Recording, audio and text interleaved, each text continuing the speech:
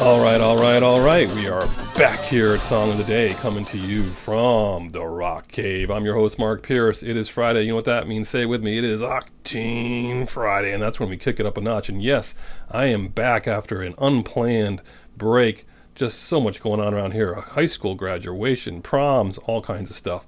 Just couldn't get to Song of the Day. I don't know if you know this, but I do work. I do have a job. I know it's hard to believe with the production value here that this guy works, right? You're like, this, how can that be? I thought this is amazing, right? Anyway, so it's good to be back. Sorry if you missed some new episodes, but Octane Friday, I can't miss that.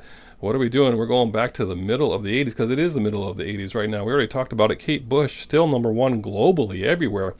Running up that hill, thanks to Stranger Things. If you're not watching that, you got work to do. But anyway, wow. So good. Running up that hill. Hounds of Love released in August of 1985. Slow burner for that one. And then so many people were not listening until that summer of 86. I was listening to that by the fall of 85, but certainly in the summer of 86. Still heavy rotation for me, that particular record. And also 1986 summer, May of 1986, Top Gun comes out. So yes, we are reliving 1985, 1986. Throw in Rocky IV in the fall of 1985, and Russia and Drago. I mean, we're all right there, right back in it, right? What were the records that were popular that summer of 1986, the summer between my high school graduation and college? You had Pet Shop Boys, Madonna, Genesis, Peter Gabriel, Berlin, Cyndi Lauper, the usual suspects. But then I'm thinking it's Octane Friday, so what kind of big records were released when it comes to the heavy music? Listen to this list. All these records were released in 1986 in no particular order. Metallica, Master of Puppets. Yes. Megadeth, Peace Cells, But Who's Buying? Slayer, Rain in Blood. Wasp, Inside the Electric Circus. Iron Maiden, Somewhere in Time. Ozzy Osbourne, The Ultimate Sin. Queensryche, Rage for Order. Rat, Dancing Undercover. Poison, Look What the Cat Dragged In. Tesla, Mechanical Resonance. Van Halen, 5150. Striper, To Hell with the Devil. Cinderella Night Songs. Did I say that one already? Oh my gosh, this list is huge. Does this make 1986 one of the best rock and roll years ever? I mean, prove me wrong.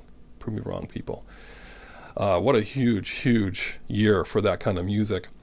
So good and so hard to pick something from this list. How do you pick something from this list for Song of the Day on Octane Friday? You could go with any of these things. Then I'm thinking about what was going on that summer in my life, what were we listening to, what could define that era, and really it came down to this record for me, because I was not yet listening to that heavy stuff. I wouldn't be listening to the Megadeth, Slayer, Iron Maiden, all that stuff until I was like 19, 20, 21.